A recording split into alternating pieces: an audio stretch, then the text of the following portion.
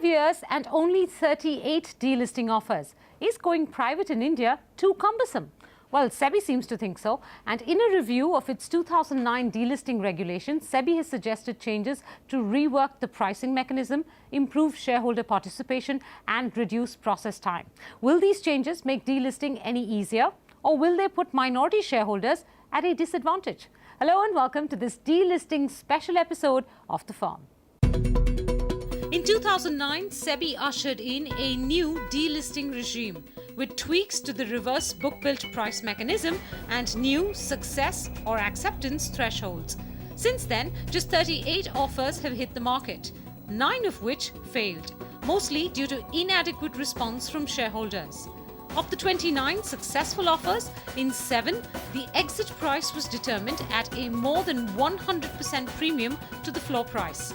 In 5, there was no premium offered at all. So have India's delisting regulations failed? And if yes, how can they be fixed? To discuss that, I have with me Saurav Malik, Sandeep Parekh and Jayan Gupta. Gentlemen, to all three of you, a very warm welcome to The Firm. Sandeep, only 38 offers in 5 years. Would you say that's because companies do not want to delist, they love being listed in India? Or would you instead say that it's the process that's so cumbersome that even at a time when share prices were low and it would have been an opportune time for companies to go private, we've seen only 38 offers? Does that mean that delisting regs in India have failed? That will depend on how we define failed, but I would say that it is expensive to delist. It's quite expensive to delist, and the statistics are there in the SEBI paper. I think average is around 65 to 70% premium on the market price. So for a large with the 25% shares in public hands, that could amount to a lot of money, which the promoters may not be able to shell out. Is it only because of expense, or is it simply too laborious and there is no promise of success at the end? No, I think it's a combination of all of these. But if you really think about it, the first thing is that there have only been 38 attempts to delist a company. Right. So that itself shows that companies believe, and promoters and shareholders believe, that it is not an easy process or a process that you can really get into. Nobody likes a failed transaction. So they would like to enter into a transaction only when they have reasonable visibility on whether it's going to be successful or not. And it does create certain challenges which results in difficulties in terms of the process and it becoming more expensive than what it ideally in a balanced scenario should be. And that's probably what has led to the lesser number of delisting regulations. Okay, so I'll get to the specific challenges in a bit. But Mr. Gupta, wouldn't you say that it's also disadvantageous for shareholders if a company that wants to go private is forced to stay listed? Because it clearly then is staying listed simply because it cannot go through the process, or the process of going private is way too laborious. So whilst on the one hand, shareholders may be happy that fewer companies are delisting, you also have to realize that by forcing a company to stay listed, you're unlikely to gain much. I would say very simply that what Saurav and Sandeep said, they are very true. The process is simply that today the present legislation is such that it gives lot of power to either side. Whether it is shareholders, they are in a position, they can spoil any delisting process by, although having very small amount of shares, but if they start quoting at a very high premium for the delisting fails unless the promoter is ready to shell out something. Sure. As a result of which, what is happening, there are some other ways and means in practice promoters are using to do that. So in sum and substance, today the present delisting process is very, very cumbersome, very difficult. It gives unequal power to either side. Currently, the delisting price is determined by a reverse book building process in which the price that garners the maximum bids becomes the offer price. This has often led to high premiums being demanded by a small group of shareholders and, as SEBI points out, also runs the risk of domination by a majority of the minority. And so SEBI's Primary Market Advisory Committee, or PMAC, has offered 3 options for change. Option 1. Keep the reverse book building process but fix the exit price as the price at which, say 90% or a requisite number of shareholders have tendered their shares. To deal with fears of a possible tacit understanding between the promoter and a set of public shareholders, The PMAX suggests fixing thresholds for minimum number of shareholders or minimum number of shares to determine the offer's success. Option 2. Keep the reverse book building process, but if the discovered price is too high, then allow the promoter to make a counter offer. If accepted by, say, 90% shareholders or any other such number, then the offer is a success. Option 3. Go back to the fixed price process. That is, offer a fixed premium to the floor price or a fair price determined by merchant bankers. The key issue here is that if you think about it, we have to finally find a balance between the acquirer and the shareholder. You had the old regime pre-2003 where it was kind of tilted in favor of the company. Because it was fixed price. It was a fixed price regime. On the other side, you had then a regime from 2003 to 2014 where you had reverse book building with a whole host of other conditions. Right. Looking at both regimes, I think it is fair to say that you can't go away from reverse book building as a basic concept. So among the three, the one that I tilt towards the most, and there are a few more refinements I want to do ideally on that, is the counter offer mechanism. Okay. So you have a reverse book building which throws up a certain demand chart. Then you have the acquirer who says that, okay, this is the demand chart. Let me see. I mean, I'm taking an informed call that this is what the investors are saying. Fine, based on this, I think, and based on my economics, nobody can force me to, this is the maximum that I can pay. Okay. Now, based on that, if we have enough people walking through the door at that price, I think we should allow a company to get delisted. Okay. Second is allow retail shareholders to understand that, yes, this is a fixed price. Give them a separate additional window, which is the counter offer window, to allow them to come in. They don't understand the reverse book building process. They don't have to. We can't now go and start explaining that to them. But that has now, the reverse book building and the counter offer now will throw up a price. Allow the retail shareholders to come in at that price by saying that, okay, I'm willing to come in at the cutoff price, or once they know the price, they are able to come in. All right, I get that. Would you agree, Mr. Gupta, that this is probably the best way to serve the interests of both sides? Unfortunately, I do not agree with the reverse book building price mechanism. So what, are you in favor of a fixed price? I'll tell you why. And I don't even believe in the IPO process for the simple reason, any student of economics says that the fair price discovery happens only when there is a free market perfect competition. Here you create a situation where there is no situation of ability to discover the fair price because the supply is limited, the people are limited and everything. What is happening? No, don't look at me with this. I tell you, the reason is very simple. Because I agree. What happens here? What is the option then? That's what I'm saying. A fair fixed price is an option. Fair means who decides fair? No, that's what I'm saying. Now, what is you mean to say that a fair price cannot be decided by some method? A fair price valuation method. So now the problem in our country is this: that you appoint a valuer. The valuer sides with the management, valuer sides with the But how can you appoint a valuer to give you a valuation of a company that's already trading in the marketplace, whose discovered price is already evident there? That is the value at which investors think this company should, trade at. So how can a valuation report say anything differently? That discovered price is as a ongoing a listed entity. Now, when you have to take the entire outstanding share back and you have to delist it, there you have to pay a premium for it, and that premium has to be decided by some method. I do not disagree that it is a difficult thing. No, between the two, having looked at everything between the two, it's basically what we are trying to say is that the valuer should estimate the value at which somebody should give up his rights to participate in the future growth of the company. It's very difficult. It's impossible. Can I come in with Yeah, please do. Now I want to come to you on what is your suggestion. So I have a third view, of course, happily. Yeah. And before I get into my view, I think the important thing here is to look at optics. And I don't see SEBI as a regulator, even though it's in practice it's kind of worked out quite unfairly.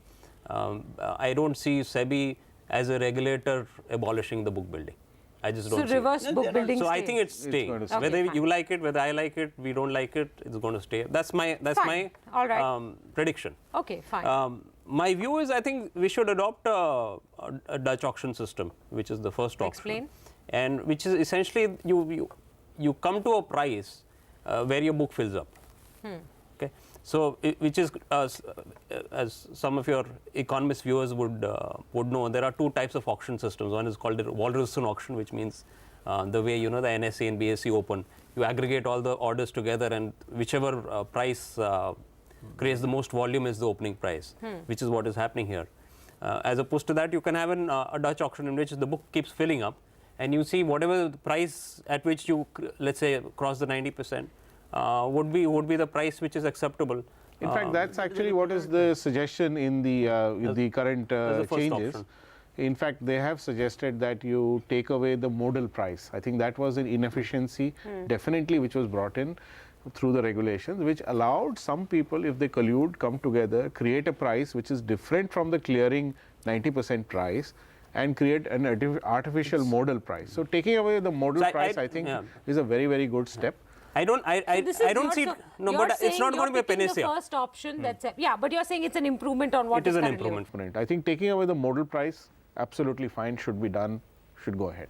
All I'm saying is that that should be implemented along with the counter offer process. You can combine the Dutch auction with the counter offer. Yeah.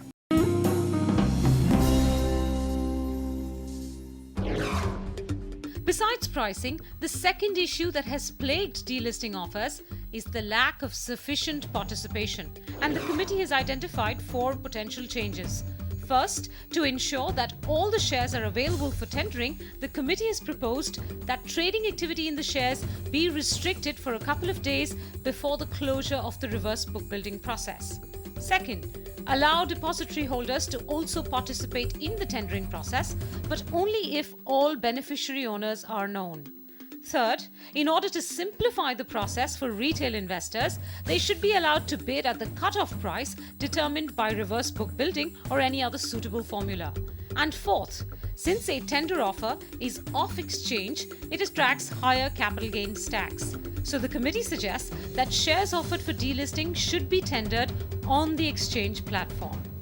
I think stopping trading during the reverse book building and the counter offer period is an excellent suggestion. In fact, if you look at most international markets as well, whenever there is an announcement. But for that, you have to reduce the time period. Of course, you have because to. Because you can't have suspension of trading for 10 days and 5 days and 8 days. You have to do it for a day or two. But what do you do? What do you do? These are exceptional circumstances. I'll give you an example. There is a delisting that we did, we attempted earlier last year. The last day, the scenario is that, there are certain market participants who have garnered shares, who have come to the collective conclusion that, okay, this delisting is not going to go through.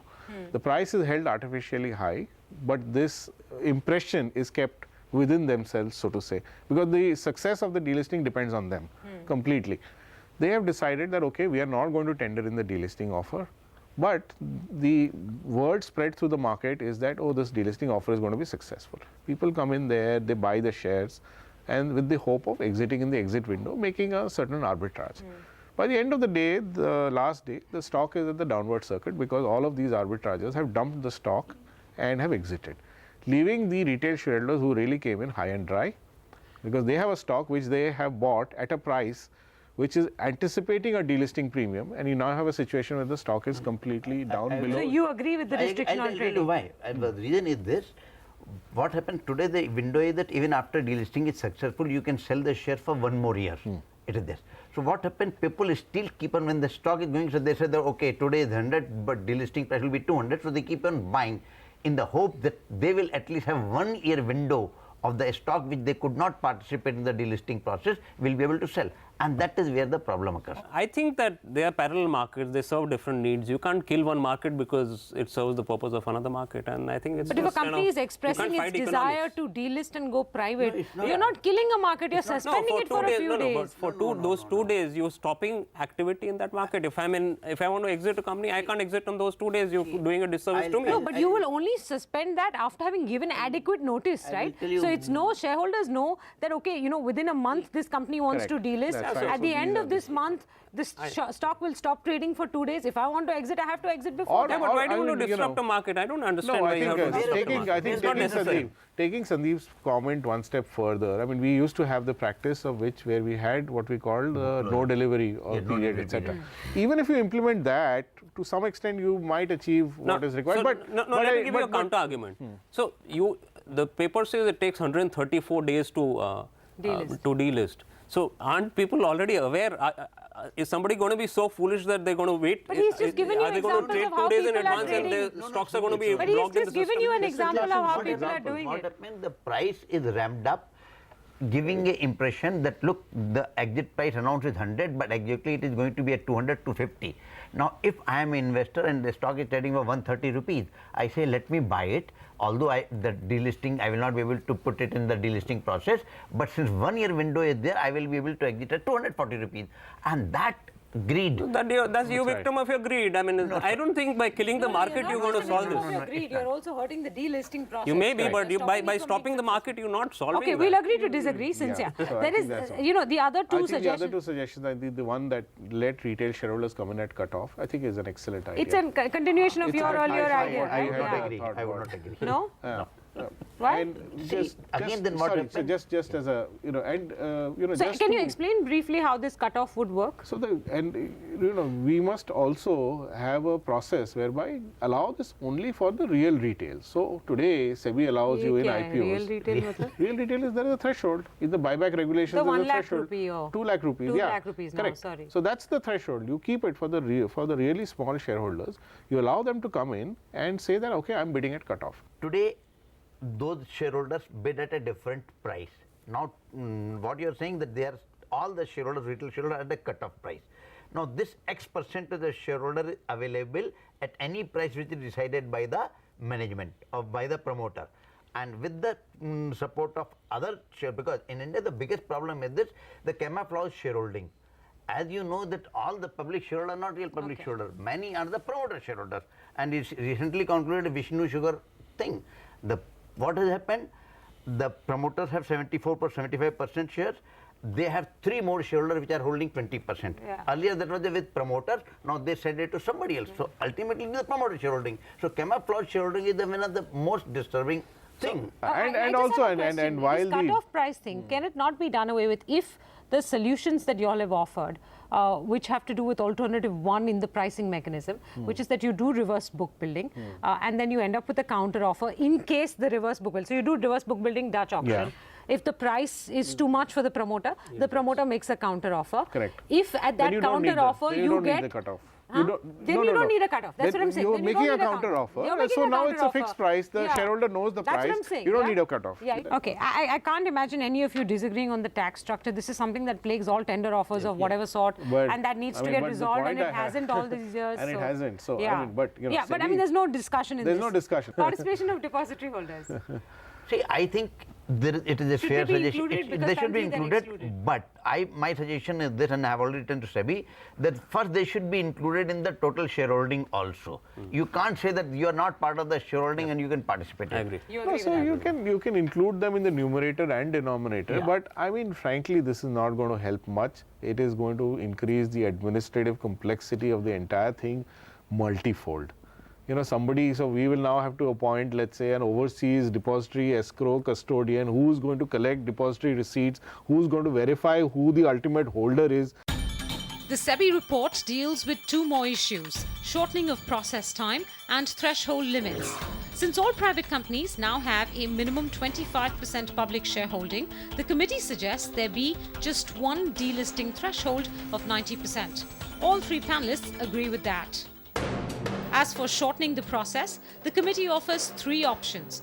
First, do away with separate shareholder approval. All our panelists agree this step can be done away with as shareholders express their choice when they decide to tender or not tender their shares. The second option relies on a switch to the fixed price mechanism. The committee says it can reduce the time consumed by allowing the acquirer to announce an offer price before the postal ballot. The third option is to do away with exchange approval.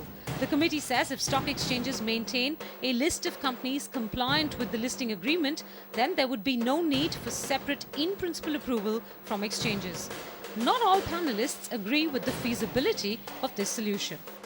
Frankly, stock exchanges are today overwhelmed with work. You cannot expect them to maintain a database of companies which are compliant. Companies, yeah. But you can reduce the process of checking of compliance. Okay, fair enough. The other things they have not tackled in this paper is the Fresenius Kabi problem, as I call it, because you've described another company which had this similar situation. You could argue that that's an abuse of a process. You cannot design a set of regulations only to deal with abuses. You have to design them with an efficient process in mind and catch those who abuse it and punish them. The third thing that they have not suggested here, which they could have, was a squeeze out. Because what's the point? You go through all this process, you acquire 90%, and if there are still, as Cadbury has discovered, some few thousand shareholders out there who are refusing to give up their shares, then you have to service those shareholders with whatever paperwork required, etc., etc. And that's just painful, and that is not delisting. So let's deal with the earlier one that you mentioned, that aspect of abuse of the regulation. They have tried to indirectly, address it by saying that shareholders who held for more than a year should be as safeguard. 50% of those should tender and all. I think all of the suggestions there actually are very, very onerous. So you'll go from out of the frying pan into the fire if some of those actually come in. Instead, I mean, we could potentially have some other, at least transparent mechanisms out there. For example, today there is a minimum time period between getting listed and attempting to get delisted. So you could similarly have a minimum cooling off period between doing a capital raise, OFS, preferential issue. Which already exists, right? No, it doesn't exist. You could theoretically do it even the next case. Okay, squeeze out. I think, directionally at least we could have said that, okay, we could have a squeeze out if there is a higher threshold met, something, or at least directionally we have to get there. You're absolutely right. I raise a fundamental question that what is wrong with it if I continue as a shareholder of a delisted company? And but they don't want you to be a shareholder, sir. So get the message at some point in life, no? Let's step back and see. We are saying that minimum public shareholding is 25%. Okay. Out of that, 15% is tendering in a delisting offer. So you are kind of already looking at the majority in that context by value. Now the question is that if somebody wants to do a squeeze out, and it's not necessary that all shareholders, all promoters necessarily want a squeeze out, because there is obviously a price attached to it. And there is a period of marketing, there is an exit window, etc. and all. So you could potentially have a situation where at the end of all of this, you achieve a threshold which is 95, 96, 97, whatever is the number. At that point in time, at least allow them to squeeze out the rest. I'll give you the counter view, which is, on the one hand, the current delisting is saying that, okay, you're living in a house, you can continue to live in that house, but it'll be a different house, it'll be a more sparser house, but we'll give you a premium if you exit. On the other hand, you're saying that I don't want you to live in that house, I want you to get out and here's a check. They're very different paradigm shifts. I'm saying there were 100 people in the house. Yes. 90 have exited. You are the last 10 people in the house. It's my house. You can't ask me to exit at any price. Okay, we'll rest the case here. We have all of your views on some of these suggestions that SEBI has put in. Let's hope SEBI is listening. Gentlemen, thank you very much for joining me on this episode of The Firm. Thanks very much for watching.